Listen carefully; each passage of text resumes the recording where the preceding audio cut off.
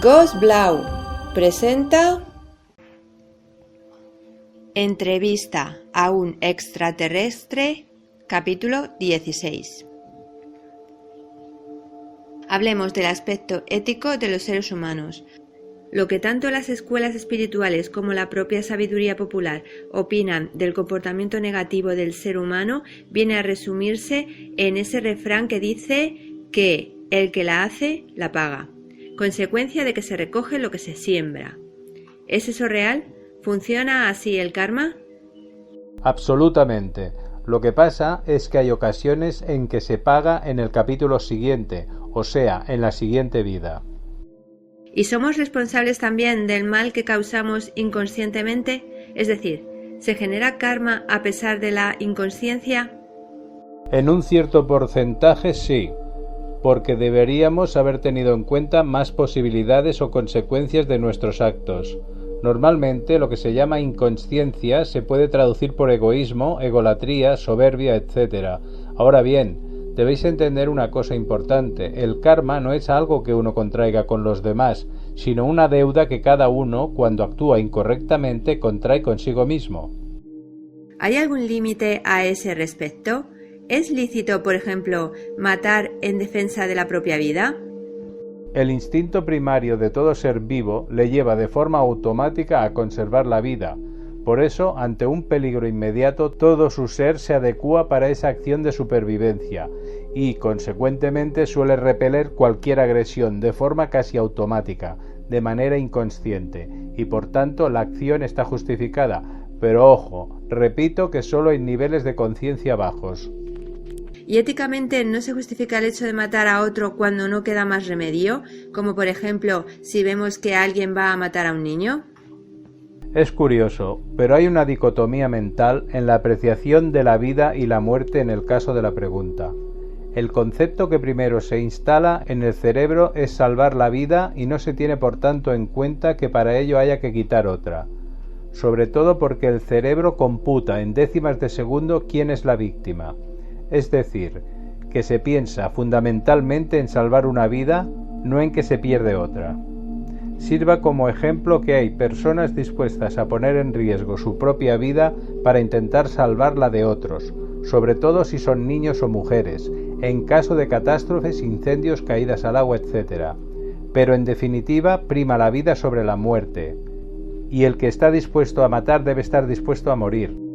Hay un viejo refrán que lo dice: quien a hierro mata, a hierro muere. Ahora bien, si quitar la vida no es evidentemente algo positivo, es más negativo no impedir que se quite, sobre todo a inocentes. Hablando de quitar la vida, ¿es posible justificar en algún contexto o circunstancia, y desde un punto de vista estrictamente ético, la existencia de un ejército? No, y si ningún país tuviera ejército no habría guerras. Ya sé que es una obviedad, pero es una gran verdad. Sí, pero porque hay otros países que garantizan su neutralidad. Bueno, Suiza también tiene ejército, aunque no sea operativo, sino más bien simbólico, y de la misma manera que Costa Rica tiene garantizada su neutralidad, y nada impide que eso mismo lo hicieran otros países. ¿Por qué no lo hacen? Pues porque prefieren tener un ejército que les garantice la defensa armada a una neutralidad con temor a ser atacados. Los terrestres sois gente muy belicosa y no os fiáis de los vecinos, porque los ejércitos se hacen para defenderse del vecino. En definitiva, y aunque con vuestra mentalidad sea utópico, insisto, no necesitáis ejércitos. Quede constancia de que soy partidaria de su supresión. De hecho, me preguntaba, supongo que como todos, ¿por qué Dios permitía las guerras? Buscaba una razón que las pudiera justificar, y llegué a pensar, por un momento, que tal vez fuera una forma que tenía la humanidad de avanzar más rápido en momentos especiales, dado que en ellas se producen muchas experiencias límite. Las experiencias que se aprenden en la guerra son muy poco evolutivas. Si partes de la base de que lo primero que se genera es odio hacia los semejantes, si sigues con el instinto de supervivencia te va a hacer cometer acciones a veces contra natura, que vas a violar los derechos de los demás, que vas a ir por necesidad en contra de tus principios morales y éticos, pues al final de tu vida verás que has aprendido cómo son tus instintos más bajos, pero eso no te va a ayudar a evolucionar más de lo que puede hacerlo una catarsis emocional en un momento determinado, como una ruptura afectiva, la muerte de un hijo o algo similar. ¿Y es justificable en algún caso una intervención armada como, por ejemplo, para detener situaciones como las vividas en la antigua Yugoslavia? La guerra no se justifica en absoluto. Lo que habría que hacer en esos casos es cerrar las fronteras al paso de cualquier arma, no echar más leña al fuego. Un embargo de todo tipo de armas y municiones, así como el de sus fuentes de financiación, colapsa cualquier conflicto bélico. ¿Y qué hacer en casos como el de Ruanda? En el caso de Ruanda habría que hacer lo mismo que acabo de decir. En cualquier caso, el problema de Ruanda corresponde a los primeros pasos de etnias primitivas que simplemente tienen fusiles en lugar de lanzas. Pero es un proceso de aprendizaje por dolor, en el que los demás seres humanos de la Tierra solo pueden evitar que pierdan la vida más de los que tendrían que morir si se les evitara el rearme tecnológico. Por sí mismos, sin tecnología no hubieran muerto tantos, porque es la avaricia de los fabricantes de armas blancos la que produce esas masacres. Eso está claro. ¿Pero hay algún país independiente hoy capaz de sustraerse al poder de las multinacionales de armas?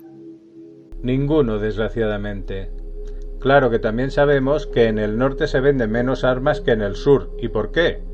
Pues porque el índice de natalidad en el norte es menos de la mitad que en el sur.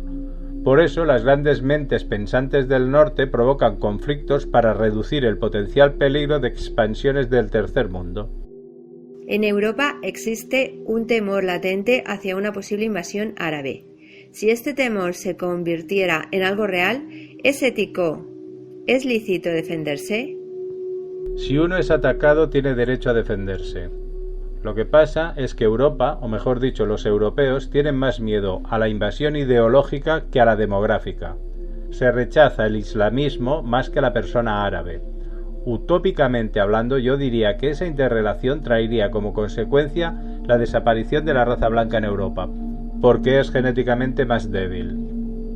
¿Sugieres que no es conveniente la mezcla del sur con el norte? Primero aclararé que no somos racistas para que no haya malentendidos. De hecho, la mezcla de razas es un síntoma que denota evolución en una sociedad, no de regresión. Pero a nivel de supervivencia de la raza, la mezcla demasiado rápida del norte y del sur no sería positivo. Conviene recordar además que el nivel de evolución del ser humano no lo marca solo la bondad, sino el desarrollo intelectual armónico. Pues es cada vez mayor el número de personas del tercer mundo que vienen a vivir a Europa. ¿Hay algún peligro en ello? Si esa inmigración continúa al mismo ritmo, teniendo en cuenta, entre otros factores, el descenso de natalidad de Europa, sí. Me gustaría adentrarme en el terreno de la salud. Y en ese sentido, hay algo que no comprendo. Si vuestros conocimientos son tan elevados, ¿por qué no nos ayudáis a curar enfermedades como el cáncer o el SIDA, por ejemplo? Porque sería interferir en vuestro desarrollo, tanto individual como social, y eso está prohibido. Tened en cuenta que las enfermedades, el cáncer incluido, no son sino la consecuencia de posicionamientos mentales erróneos, en algunos casos transmisibles por vía genética. Debéis saber que son el rencor, la envidia, la soberbia o las actitudes despreciativas hacia los demás las que alteran la composición cromosómica y generan células cancerígenas. Por eso no intervenimos, porque las causas no son físicas sino mentales. En cuanto al SIDA, como ya te dije antes, es el resultado de una experimentación que solo buscaba beneficios económicos, por eso no podemos intervenir. Es, en definitiva, la misma razón por la que cada vez que un miembro del grupo contactado caía enfermo a causa del tabaco, por ejemplo, no interveníamos para evitarlo. Mira, debéis tener muy presente que el libre albedrío es la piedra angular sobre la que se sustenta la evolución del ser humano, que siempre es individual.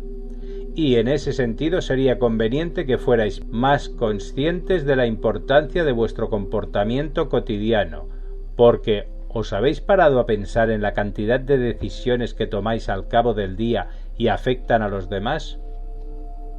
Pues si siguierais el hilo de los efectos desencadenantes que suceden a cada una de esas decisiones, os sorprenderíais de la importancia de ellas y de cómo algunas finalmente afectan sobremanera a otros. Es necesario, pues, que siempre que actuéis procuréis evitar crear malestar en otra persona, a fin de que el efecto desencadenante de vuestros actos sea, si no positivo, al menos neutro. Se trata, en suma, de ser conscientes de lo que hacemos en cada momento y tratar de no crear con nuestros actos efectos desencadenantes negativos. Comprendo. Dime, ¿puedo, en cualquier caso, plantear algunas preguntas genéricas sobre la enfermedad? Claro. ¿Qué hay de cierto en la moderna concepción de que todas las enfermedades tienen un origen psicosomático? Es decir, ¿de que están causadas por problemas psíquicos? Todas las enfermedades que sufrís son consecuencias de problemas mentales incorrectos, lo que repercute en el cuerpo astral y posteriormente se manifiesta en el físico, haciendo realidad el axioma mens sana in corpore sano. Las alteraciones psíquicas como la depresión, la apatía, la inflexibilidad, la soberbia, la cólera, el egoísmo, la intolerancia o la envidia, entre otras actitudes mentales igualmente frecuentes, producen alteraciones energéticas en los chakras y consecuentemente en la capa correspondiente del astral, viéndose afectada la glándula correspondiente y produciéndose ésta a través de las hormonas, determinados elementos químicos que son distribuidos por la corriente sanguínea y desembocan sin remedio en enfermedad. La curación, por tanto, debería ir siempre dirigida al origen, para lo que habría que averiguar el problema que a nivel mental lo ha originado. En cualquier caso, siempre puede ayudarse al organismo actuando antes que sobre el físico, sobre el astral, y para ello nada mejor que proceder a recargar energéticamente las distintas capas del cuerpo astral. Eso me recuerda que al grupo contactado les enseñaste un ejercicio para recargarse de energía. En él les explicabas que, tras juntar los dedos pulgar, índice y medio, uno debe visualizar cómo entra energía blanca a través del plexo solar. Pero, ¿cómo deben permanecer los otros dedos? ¿Cerrados o al aire? Y otra cosa, ¿no se pierde energía por los pies al estar sin tapar las yemas? Lo importante es que los 3 dedos mencionados estén juntos. Los otros da igual, aunque mejor separados. En cuanto a los pies, la descarga de energía es mínima. Los brazos y las manos están situados en una zona donde se mueven muchas energías, es decir, en el tronco. Sin embargo, las extremidades inferiores son generalmente la conexión con tierra y por tanto no suele haber mucha descarga de ese tipo de energías.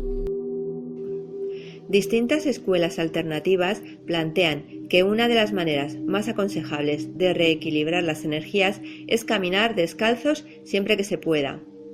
¿Tiene fundamento? Por supuesto, andar descalzo hace que la conexión con tierra sea más directa. Los hombres que andan descalzos se cansan menos porque las energías telúricas son mejor integradas. El aislamiento que suponen los zapatos de hecho provoca que las energías telúricas que recibe el cuerpo no se descarguen tan fácilmente, y eso provoca trastornos circulatorios en las piernas, varices, edemas, etc., y problemas en los líquidos corporales. ¿Y sirve igualmente la técnica de abrazarse a un árbol? Sí, también sirve para efectuar una descarga de energía. ¿Y cuánto tiempo sería necesario andar diariamente o abrazar a un árbol para que sea efectivo? Con hacerlo 3 o 4 veces al día durante 10 o 15 minutos cada vez es más que suficiente, o una sola vez durante al menos 1 hora. ¿El parquet, el corcho, la moqueta o el azulejo permiten que se realice esa descarga o más bien hacen de aislante? El azulejo sí descarga, el resto mucho menos. Pero se dice que la moqueta se carga de energía. De lo que se carga la moqueta es de electricidad estática, no tiene nada que ver con la telúrica, que es fundamentalmente electromagnética, gravitacional, y en cierto sentido también biológica. Cuando los sanadores transmiten energía al hacer la imposición de manos, ¿de dónde sale esta? ¿De las yemas de los dedos o de las palmas? De ambas, aunque es cierto que la palma es un acumulador de energías que recibe de un canal muy energetizado, como son las muñecas, que es donde se activa más la energía, y que al desembocar en la palma produce una sensación de hormigueo. ¿Y son las dos manos iguales? No, son distintas. La mano izquierda es yin y la derecha yang. ¿Y hay diferencia en cuanto a hombres y mujeres? Pues la verdad es que las manos del hombre son más energéticas que las de las mujeres, pero como contrapartida las mujeres tienen más capacidad de transmisión que los hombres, en especial porque estos se inhiben frecuentemente. Por cierto, ¿sabías que cada dedo transmite una carga distinta de energía? No. ¿Cuál es la causa? Se debe al hecho de que los dedos están unidos a la mente de forma directa. Aunque hay diferencias importantes. Verás, el pulgar está relacionado con el inconsciente. Es como una prolongación del cerebelo, su última conquista. Por eso, a través del pulgar se transmite energía de alto poder físico. El índice, por su parte, está relacionado con el consciente. Es el director, el que dirige la energía hacia un punto concreto. El corazón es la carga energética emocional. Lleva aparejado el sentimiento. Por eso, cuando se transmite energía de forma rutinaria, este dedo transmite muy poco, cosa que sucede con los curanderos. En cuanto al anular, está unido al subconsciente, actúa su aire y transmite energías de alta vibración. El meñique, por último, está relacionado con la glándula pituitaria y emite energía de ida y vuelta, es decir, que lo que hace, además de emitir, es captar el tono vibratorio de la persona que está recibiendo. Entiendo. Por cierto, siempre me ha llamado la atención el uso popular, especialmente entre los sanadores, de palabras como energía positiva o energía negativa. Porque, no sé, pero me da la impresión de que eso supone dar carácter de buena o mala a la energía, y no me parece que ello tenga sentido.